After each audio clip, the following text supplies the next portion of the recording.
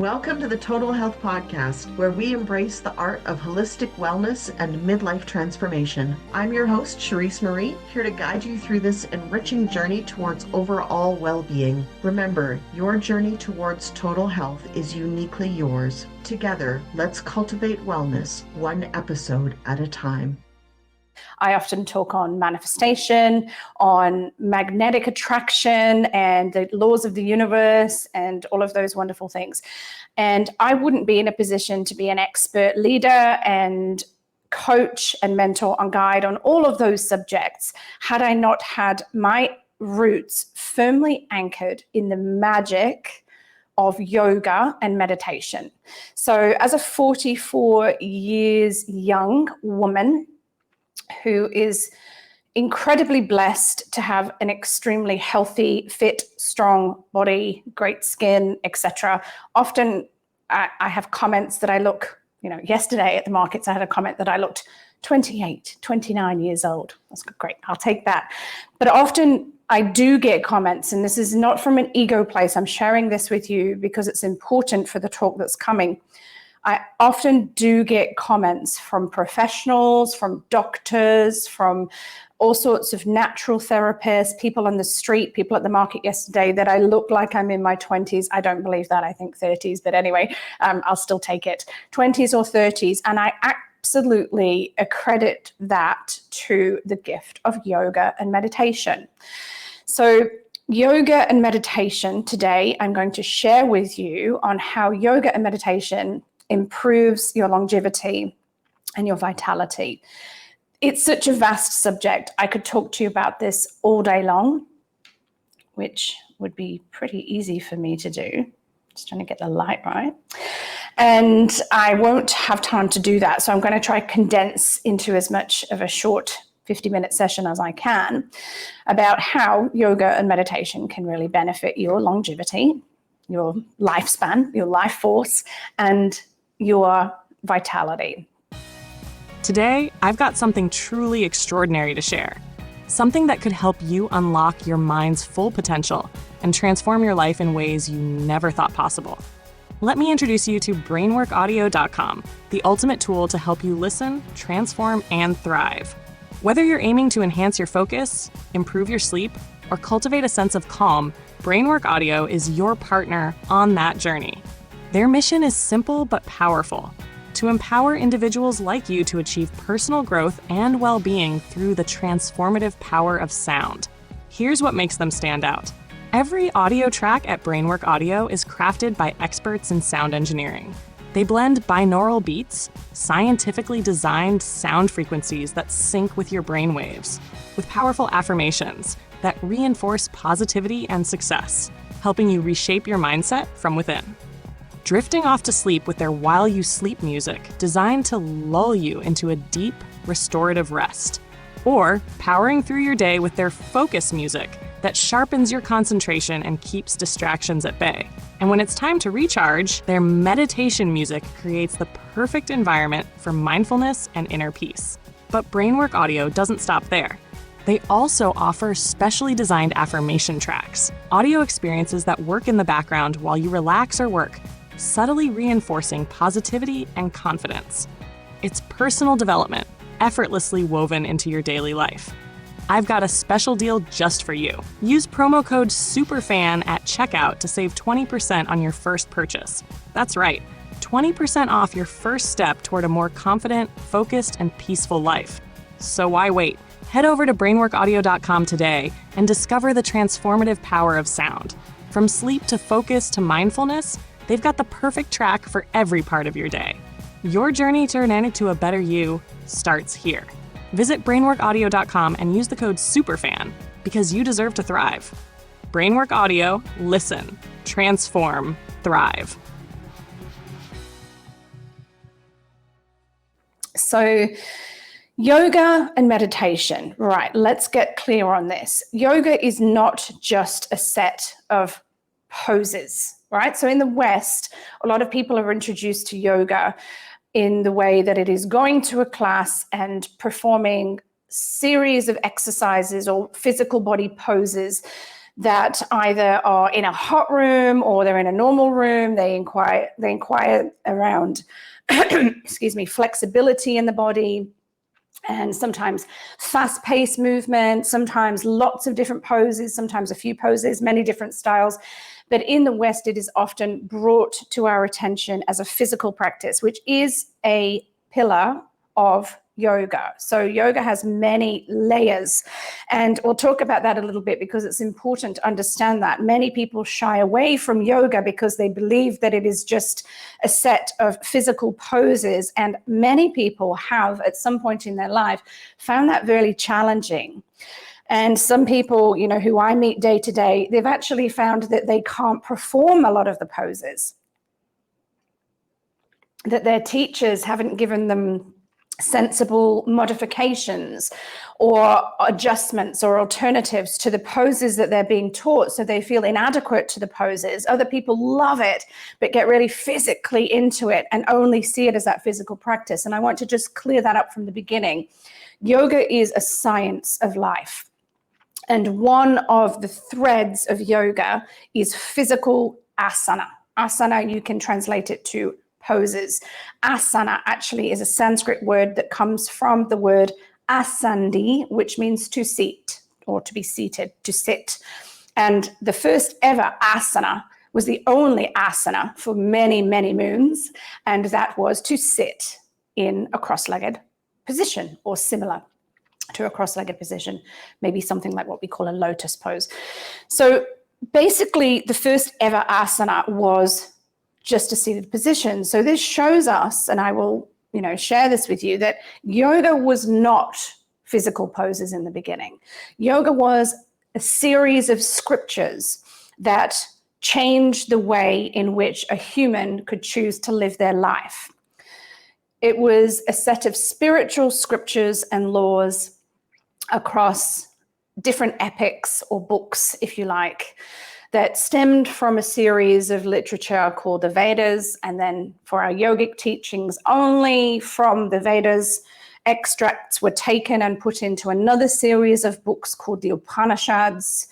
Upanishad means in Sanskrit to sit down next to. So it's to really learn and to really enjoy these scriptures that really taught us about a really ethical and healthy, vibrant, holistic way of living. So yoga was more scripture and written teachings, and some may say prayer, not religious prayer, first, and meditation first. And so what the ancient yogis would do would sit in meditation.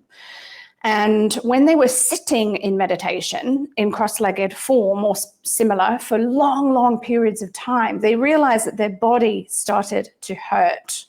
And so that was why yoga asanas or yoga poses were developed, so that the body was able to get support to sit for long periods of meditation. So many people who are coming in the West with this belief that yoga is just physical poses, it is not that. It is much, much more than that. The physical poses are designed to support the physical body, and that is not just how we look or the muscles or whether we've got a great body and shape and toning and muscles. It's not just that. It is the organs, the tissues, the glands, the cellular production, the hormone secretions. Every single yoga pose we do has physical benefits, emotional benefits, mental benefits, and therapeutic benefits. So when we look at yoga poses, it's so different to exercise because every single pose is massaging the internal organs.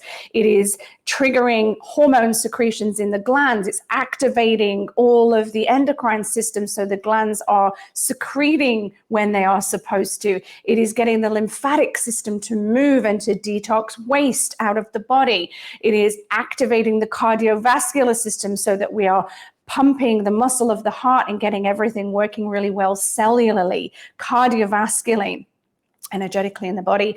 So the poses are so much more. They were designed for so much more than just our exercise. All right. So in yoga, we have so many different parts, and meditation was what came first. Meditation on the scriptures. The scriptures were introducing ways of living that were more harmonious with ourselves, with the planet, and were aligned around holistic living. So bringing the physical, mental, emotional, and spiritual bodies into oneness. A lot of the ancient teachings of yoga have now been lost in many parts of the world because the focus is so heavy on the physical part. Part of my role as a yoga teacher, yoga coach, yoga master, and I also train people to become yoga teachers as well. And also I'm a yoga business coach, so teach people how to run their yoga businesses successfully. I really thrive on bringing the ancient teachings back and making sure that everybody who's practicing yoga knows how much more there is to it than just those physical poses. So just want to really, cover that at the beginning, because when we know we're doing yoga poses and they have benefits that benefit the physical body, it's great. Then the next layer, we're benefiting the mind. Wow, we're bringing equal energetic awareness to the left and right hemispheres of the brain. So we're creating mental clarity and we're creating peace in the mind. Wow, that's an added bonus. And then we're also creating emotional release. So as we practice the poses, we trigger the areas in which we store emotions in the body to move the emotions out, whereas some humans might actually get stuck in that emotional release process. Yoga poses and yoga practice is designed to move the emotions out of the body so they don't accumulate and cause sickness, illness, or dis-ease. We also have that beautiful layer then of spiritual connection. So when we practice yoga, we are evolving beyond the five sensory human being and becoming more extrasensory, because we become more alive, more awakened, more expanded, more super conscious. And we'll talk a little bit more about that in detail. So as you can probably already see, this is something that I could talk about all day, but I want to try to stay on topic. So I have made myself a few notes because I could talk on this subject all day, being a teacher of yoga at the level that I am. So I used to run diploma level teacher trainings and, 850-hour teacher trainings. So not these shorter ones. This passion that I have for really educating people about what yoga really is it just runs through my veins. And I know that it's the foundation of my success in physical life, mental life, emotional life, spiritual life, and in my business. Yoga and meditation is the foundation of that. And I am 100% clear on that. And I'm 100% clear that it can be the same for you. If you bring yoga and meditation into your life, you can increase your life force. You can increase your capacity to live longer. You can increase your healing capacity. I believe you can completely heal physical, mental, and emotional problems, issues, and concerns. You can expand your capacity to cope with emotional stress in such a huge way. You can become a wider host for a wider array of emotion just through yoga and meditation practice. You can heal your mental instabilities. You can heal and balance and calm your mind. I believe you can do these things. It's no disclaimer required, because my belief is my belief and you don't have to have the same belief, but I'm sharing with you how I feel about yoga and meditation. And I personally believe that we can reverse anything through yoga and meditation. We can really reverse our mindset around it, which is the biggest thing. Often when we have obstacles in our life, we see it as a limitation and a blockage and something that is going to keep us stuck. And we see it as a weakness or something we can't move past. Yoga gives us the mental expansion and the emotional expansion and the spiritual expansion to see beyond those limitations and to see them and embrace them and to see them even as a gift, as something that is our own unique gift that we can move through and share and expand and empower others through. Yoga is so powerful in terms of what it provides for us. So let's look at how yoga can improve and increase longevity and our vitality. So let's see what we mean first by that. Longevity, our life force, how long we can live, and how long we can live in a healthy body, how long we can keep certain areas of ourselves young and supple and mobile and flowing and flourishing and open and expanded. A vitality, that cellular vitality, the health, the feeling good in the body, the feeling alive, the feeling alert, alert, the being young, the being sharp in the mind, being able to release the emotions easily and not hold on to things, having a mobile, supple, moving body with really active, healthy joints and lymphatic system and metabolic functions, etc.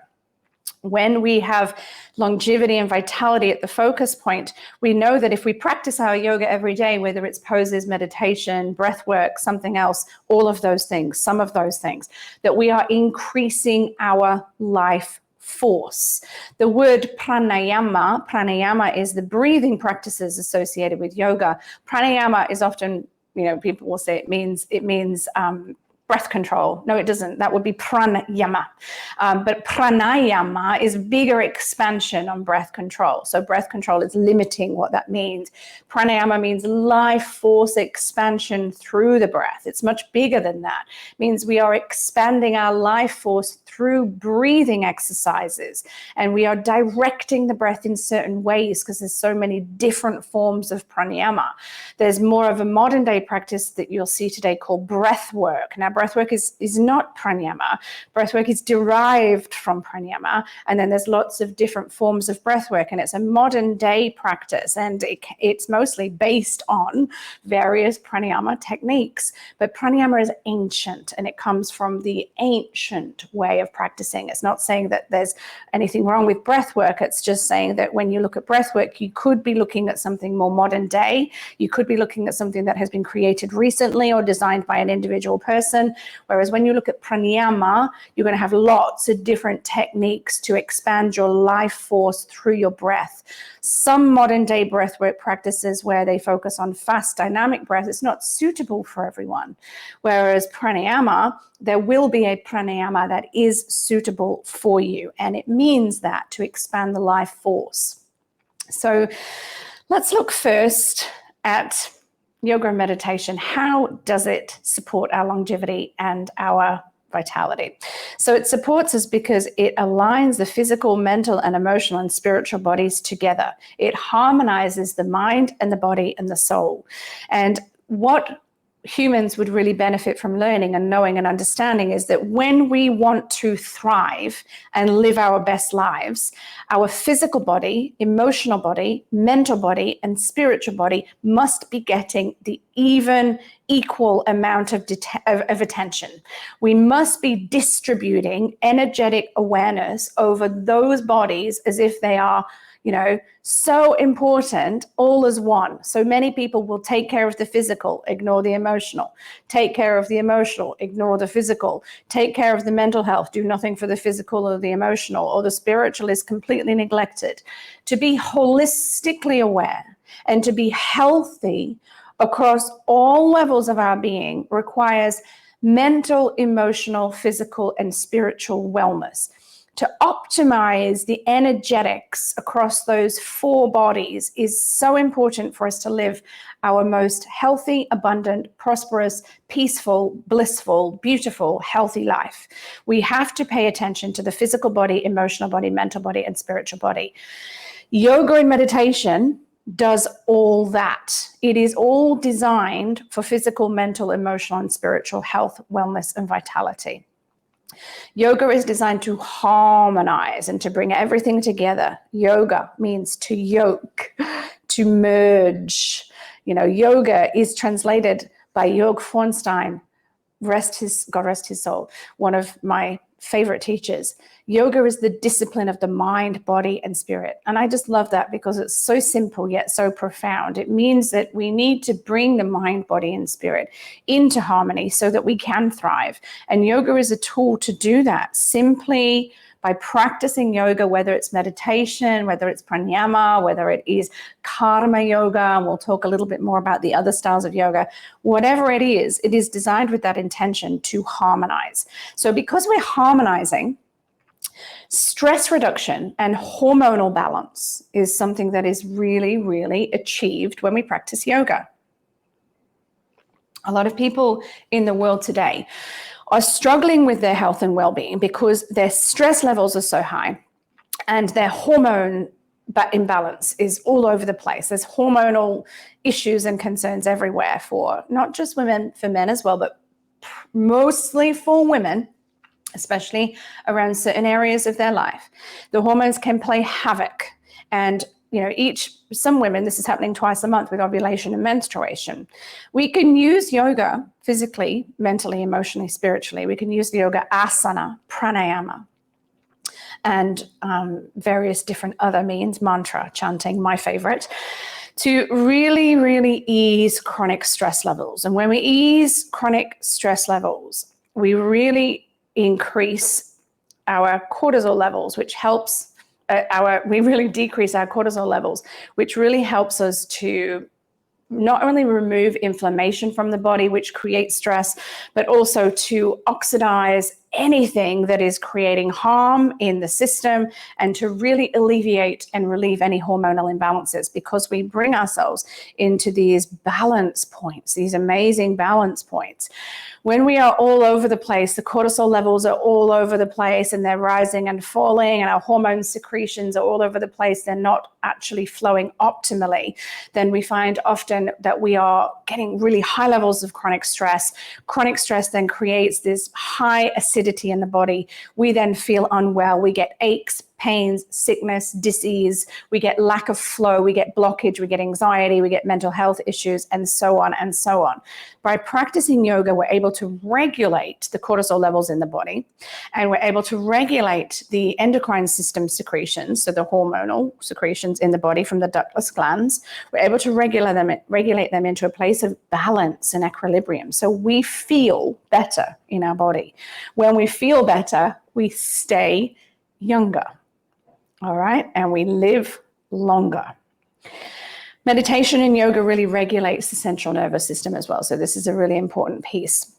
When we are living in that flight or fright response a lot of the time, which many people are, in the West especially, that flight or fright response is really, that panic state and that real high alert, active state. We're not able to relax. We don't know how to switch off. We don't do it enough. There is all these, this high level of living in this really heightened state, whereas a human is designed to live, 50-50. Parasympathetic and sympathetic nervous system. We want that to be equal. Means we want to be able to rest as much as we play. Means as we want to be active as much as we are passive. The yin and yang balance needs to be really on point in a human for them to remain in equilibrium. In yoga, we would say Sushumna Nadi balance. So Nadi is energy channel. Sushumna is the central line that runs through the center. The left channel is called the Ida channel, and the right channel is called the Pingala channel. The right and the left, right masculine and Ida feminine, they need to be in balance, in harmony, equal in the distribution of energetic production through them, for us to be in the Sushumna Nadi balance, the central channel. And that means parasympathetic and sympathetic nervous system needs as much attention. So we need to be active and know how to rest, all right? And so when we're able to do that, we can bring ourselves into that harmonious balance point, and we can calm the central nervous system, again, reduce the cortisol levels and promote relaxation in the body.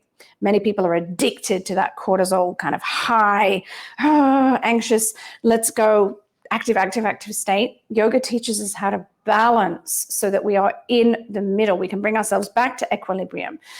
When we're in equilibrium, everything flows nicely in the body. And when we are really able to bring ourselves into balance often and regulate the parasympathetic and the sympathetic nervous system, this preserves cellular health and it slows down the aging process. It makes everything much slower. Many people talk to me and they say, how young I look, or how active I am, or how energizing I am, or whatever it is. I know it's because of my yoga practice. I know that it's because of my meditation practice, because I am continuously bringing myself back to the point of balance. When I'm in the point of balance, everything is flowing as it should. So nothing is accelerated beyond where it needs to be. I am in this younger body, in this younger mind, in this younger emotional form, because I'm choosing that. I'm choosing to prioritize time to practice yoga and meditation on a daily basis. Cellular health, all right? So with cellular health, things like the deep breathing, so pranayama, when we practice pranayama, We are focusing on directing the breath in a certain way, whether it is slow, deep breathing to a count, which is the most simple form, breathing in for 4, breathing out for 5, or maybe breathing in for 4 and breathing out for 6. Obviously, this is speeded up. Breathing in for 4, holding, and breathing out for 6. Maybe holding. Many different methods. Very simple pranayama, but this pranayama where we focus on counting a certain number on the inhale and then 1 or 2 seconds longer on the exhale, that regulates the central nervous system and really increases the oxygen in our body and reduces that oxidative stress in the body so that we're getting less problems with stress levels and chronic stress levels. We're able to bring more oxygen in and support the mitochondria, support the health of the cells, and it really prevents that sort of cellular aging. And the cells age quite a lot when we are under stress. So if we breathe with intention, it's like we are making the cells in the body younger, so even if we do something simple like that, or we might do something, more complex where we hold a nostril and we practice our anuviloma, internal nostril breathing in through one nostril, breathing out through another. Breathing in, breathing out. I'd love to be able to stay and teach you this in a longer way. I might just, take you through one small breath work at the end if we have time. What this does is it really allows everything to slow down, and it basically stops your cells aging so fast. Even if you spend only 5 minutes a day, even 3 minutes a day, consciously breathing, you will slow down the rate in which your cells are aging. That will improve your skin, your collagen production, your energy, your vitality, your cellular health, your organ health, your mental clarity, and your emotional release. It's a no-brainer. We all need to close our eyes 2 or 3 times a day and consciously breathe. This is yoga, even though, it's got many other ways that you can look at it, but it is yoga. It's a form of yoga to breathe with conscious awareness. The physical poses that we can do for cellular health, they're going to stimulate blood flow and detoxify the body. So whatever yoga poses we're doing, they're all going to have different intentions, and they're going to basically flush blood flow into certain areas of the body, which is going to detoxify those areas of the body and let lymphatic waste move out, and it is going to encourage repair and renewal to the cells in that space. Slower forms of yoga like yin yoga, they're going to temporarily block the flow of energy to a certain part of the body. And then when we release a pose, they're going to flush the body with so much nutrition, so much blood flow, so much life force, so much lubrication that those areas of the body begin to function so much better. Some yin poses, if we have lower back pain, when we hold certain yin poses, maybe like the seal pose, for example, we stop the flow of energy into that area of the spine for a certain amount of time so that when we release the pose, the area of the spine is flooded with lubrication, with nutrition, with blood, with life force, and it increases the mobility in that area, and it stops the stagnation of any blockage that is creating pain. It's powerful. Yoga poses encourage blood flow and detoxification and lymphatic waste movement. They encourage the waste to move up towards the exit points and to move out of your body instead of staying stuck in your body. So cellular health is massively improved through our yoga and meditation practice. What about the joints? So the joints in the body, I'm drinking my delicious chai. The joints in the body. When we practice yoga, we are moving the joints in their full range of motion. Now, every joint in the body, and if you think about that, your fingertips, the knuckles, the wrist joints, the elbows, the shoulders, the neck, that we've got hundreds and hundreds of joints in the body, right? And when we think about what joints need, joints require to be moved in the full range of motion every single day to stay healthy. And you think about like that full circumduction of the arm where you're rotating the arm, and also especially the feet. We might bend the feet at the ankle joint, and we might bend the feet naturally when we walk, but how about bending it the other way? Something we call a toe squat in yoga. We need to do this regularly in order to keep the plantar fascia in the full body healthy and continually stretching, but also stressing a little bit. In yin yoga, we say stressing the plantar fascia, stressing the fascia, which literally just means it's encouraging it to move slightly differently so energy will continue to flow in all of the possible ways that it can. Instead of what happens in stagnation where the energy stops flowing and we might then perceive that as pain or anxiety or stress. We improve the joint mobility through yoga by moving the joints in their full range of motion. And if we look at that in an energetic way, we have 72,000 energy channels that run through the body, or the nadis. Sometimes in some literatures there is more than that, but we have roughly that. And those 72,000 energy channels in the body are required to move energy through them and be open completely, always, for us to be in full holistic vitality. Imagine that. It's not going to happen all the time for humans. We're going to get blocked. We're going to get imbalanced. We're going to get stagnated. We're going to get stressed. We're going to get sick. We're going to get emotional. We're going to get angry.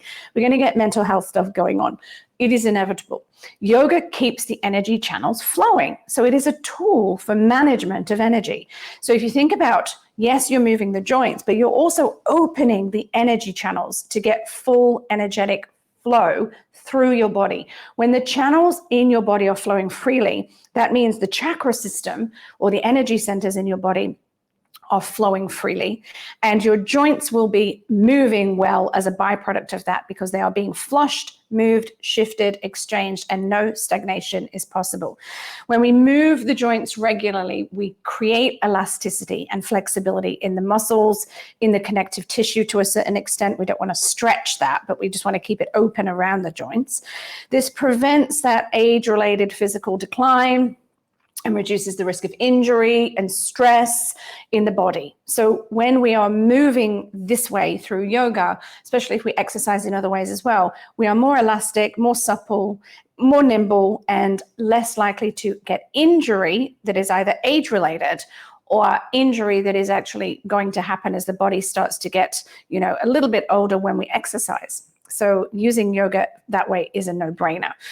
That gentle stretching and movement that we can do, because we can keep it really, really gentle, especially if we look at yin practices, which sometimes are not gentle, let me tell you. But when we look at soft, slow, gentle movement and stretching, that really improves that connective tissue elasticity. So that connective tissue elasticity and collagen production, that really helps us to remain youthful. And not only to look youthful, because it's not about how we look, but to feel it. I'm 44 and I feel really, really good in my body, really mobile, really strong, really energized, really vital. And yeah, things are a bit different after 40. Definitely, I've really felt that change, felt that hormonal change. And I felt, things don't work as well as they used to. But they are pretty amazing because of the way that I'm choosing to generally every day move my body in that way. I'm keeping everything young and I'm really allowing the body to keep moving, to not stagnate. When we stop moving, a lot of older people, even sometimes young people, they stop lifting their arms above their head to reach into that top cupboard and they start using a step. When we stop reaching our arms above our head, we will get stagnation and fuzz around the joints, and we will no longer be able to lift our arms above our head because we stopped it. So we've got to keep ourselves young by keeping ourselves mobile, and yoga really gives us the tools to do that. Yoga and meditation improves your cardiovascular health. So yoga and meditation reduces your blood pressure and improves your heart rate and really supports your heart health, allows that heart to beat as a muscle. We have that real beautiful heart focus from an energetic perspective in yoga where we learn to really live from the heart. So we're more loving, we're more kind, we're more compassionate and warm. And the heart is getting that continued focus back and forth in our movement. So we're really physically working the heart as a muscle, which reduces our likelihood for cardiovascular disease. but we're also opening the heart for love and connection, and opening the heart for expansion and compassion and growth. And that keeps us young, because the more that we connect to the frequency of love, the younger we are, the more abundant we are, the more prosperous we are. Love is one of the highest frequencies. We become a powerful attractor and magnetic to our ideal opportunities the more that we connect to the frequency of the heart from an energetic level. We improve the circulation in yoga, in our poses, from moving the heart and opening the heart and expanding and really bringing this sense of flow through the body. It delivers much more nutrients to the cells than we would get were we still or stagnant or sedentary. So whenever we are moving in this way, we're actually delivering nutrition into the cells of the body and allowing detoxification to happen on a really regular basis, because we're moving all of the waste towards the exit points and giving it that extra help that it needs, so that it doesn't have to try to struggle to do itself. In various ways, our body has a funny design. We often need to move things up, in the abdomen. We need to, in the ascending, the descending colon, we actually need to move waste fully round to get it to come out. And lymphatic waste, the lymphatic system runs from the feet upwards. We need to move the waste towards the exit points, the glands in the body, the armpits, the tear ducts, the exit points, mucus, etc.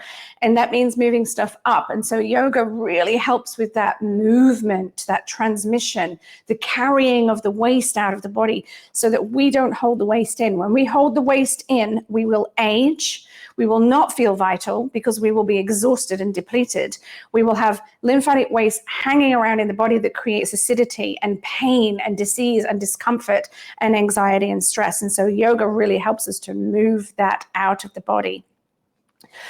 If we're looking holistically and what we need, what we require as humans to be healthy, physical wellness, mental wellness, emotional wellness, we must really, really serve the mental body, the mind, the thoughts.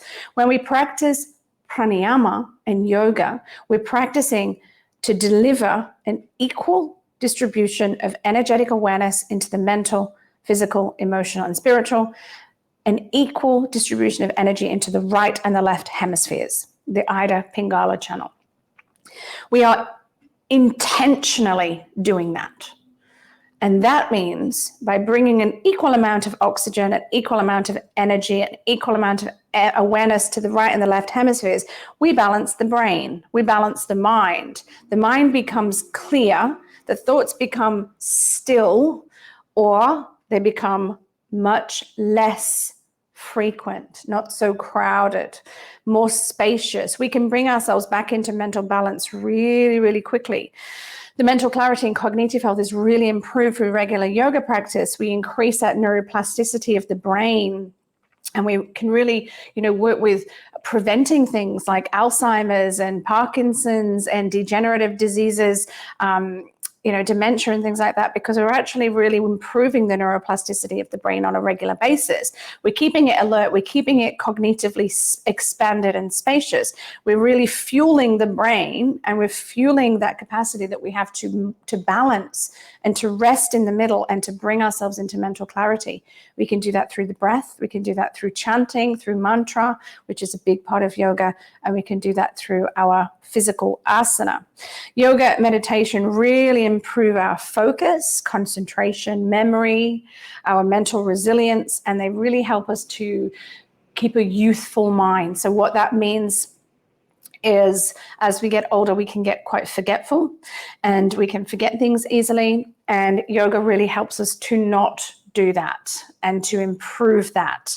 We can improve our cognitive awareness and our memory function by practicing yoga regularly, by committing to doing a few asanas every day and committing to do certain meditation practice every day. We can really boost that mental wellness.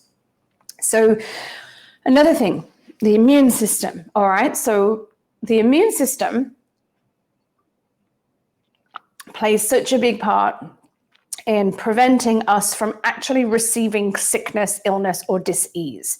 So when the immune system is really strong, we're healthier and we're happier and we're more vital. Now, yoga really enhances the immune function because it reduces the inflammation in your body, and it supports your lymphatic system to keep moving waste out. When we hold waste in the body, we get sick, whether it be in the colon, whether it be in the cells, whether it be in the organs. With yoga and the science behind yoga and the kriyas in yoga and the practices in yoga and meditation, we are able to reduce the inflammation and encourage the lymphatic system to detoxify and to move waste out. And when we do this, for that sort of lymphatic movement, we are encouraging that continuous movement and flow and generating energy to move the waste out of the body. And we're reducing those levels of inflammation so that we're not getting this inflammation that creates this high level of acidity in the body that actually breeds sickness or becomes an environmental host for sickness, illness, or dis-ease.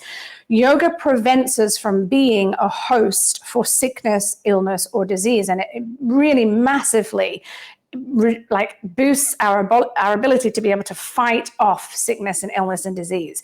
Even if we feel something coming and we jump on the mat and do through yoga poses that stimulate certain glands and hormone responses and organs in the body, we can prevent the body from getting sick because we can boost the immune system in that moment. And, I believe that if we do a few sun salutations every single day, it's the best way to prevent sickness, illness, colds, flus, all of those kind of things. It keeps us really healthy.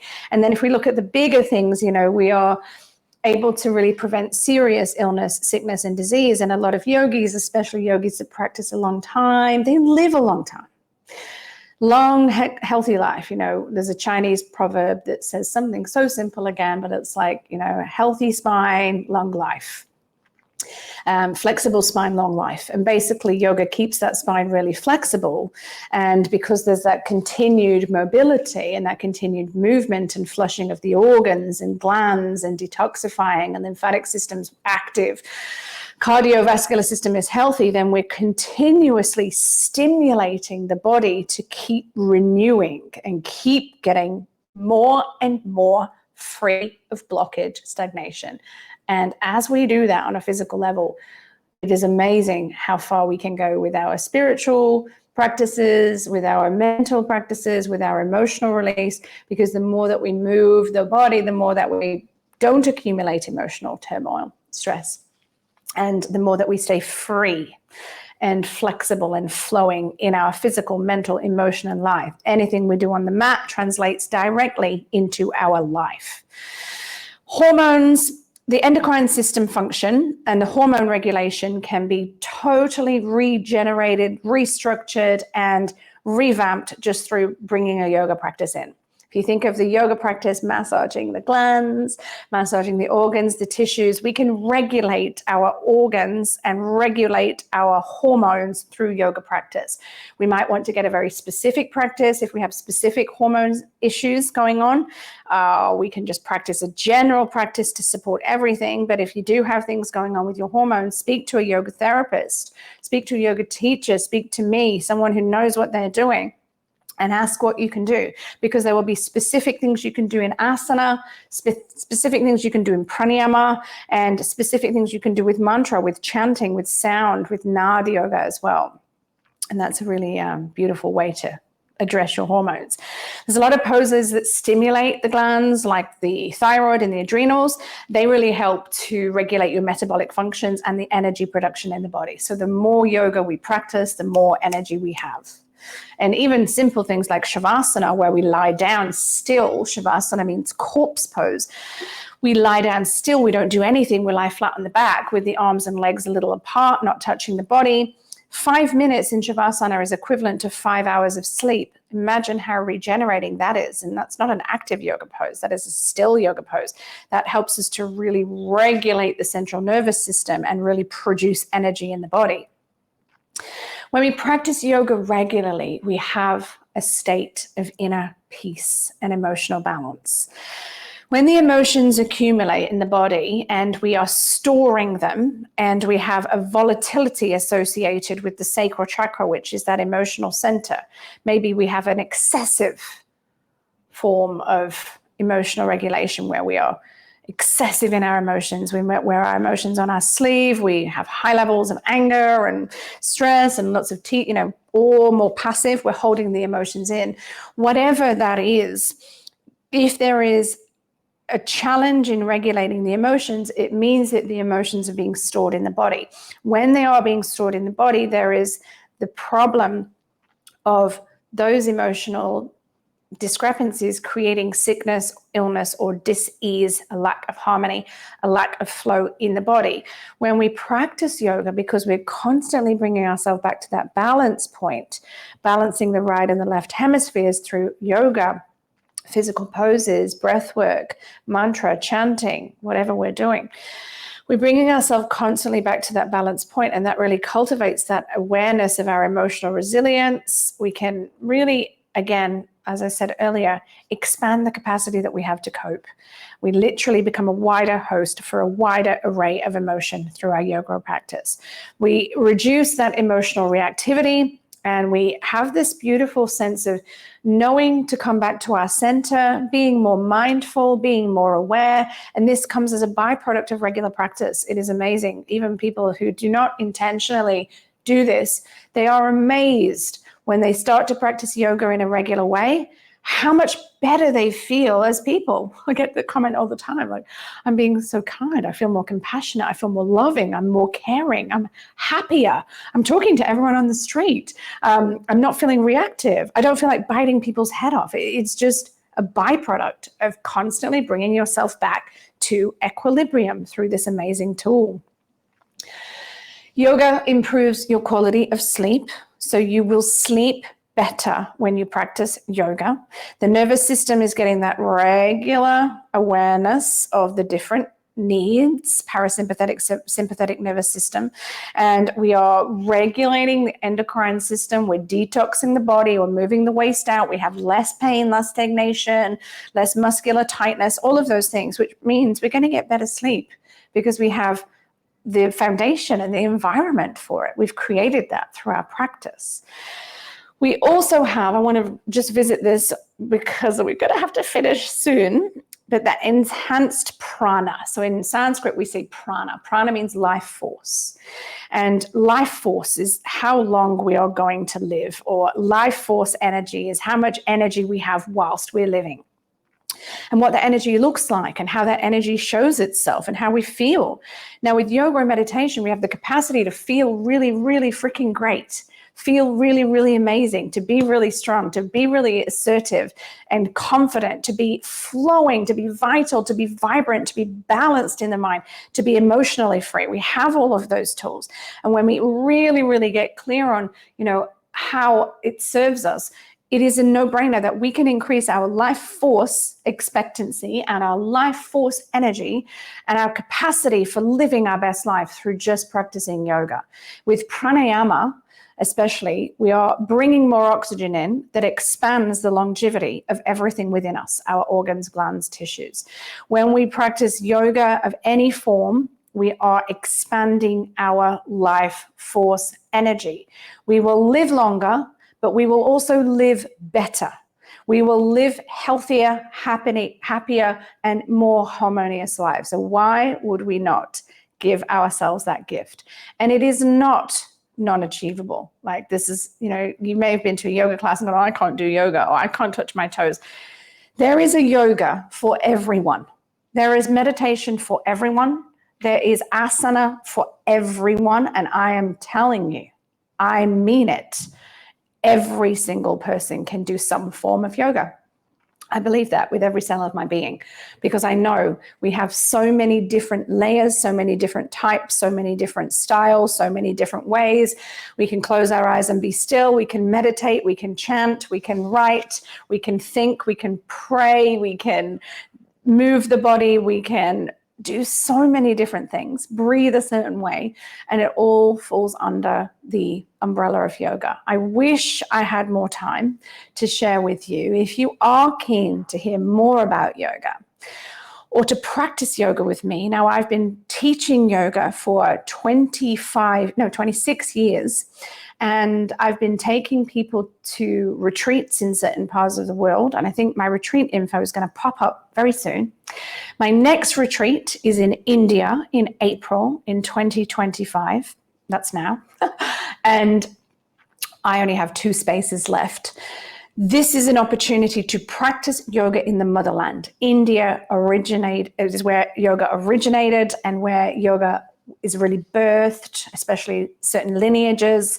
And I like to take retreats to India because I like people to explore practicing yoga on the motherland. I've been taking retreats to India for many, many years. And this one is in North Goa in April on the 8th for 8 days and is going to be absolutely mind-blowing, game-changing. And we will be practicing many different types of yoga, a beautiful exploration of the different ways in which yoga can support you. So if you're interested in that, do hit me up. If you are interested in talking to me about anything related to yoga, meditation, for your physical, mental, emotional, spiritual wealth, for your healing, for your growth, for therapy, for mental wellness, for anything at all, please know I'm an expert in the field and I would love to support you. You are welcome to reach out to me and ask any questions. Before we close, I just want to ask you just to close your eyes. Make sure your feet are flat on the floor and just breathe with me for 3 breaths. Breathe out and empty everything. Breathe in slowly to a count of 4, 3, 2, 1. Hold at the top. 1, 2. Breathe out. 6, 5, 4, 3, 2, 1. Breathe in. 4, 3, 2, 1. Hold. 2, 1. Breathe out. 6, 5, 4, 3, 2, 1. Breathe in. 4, 3, 2, 1. Hold. 2, 1. Breathe out.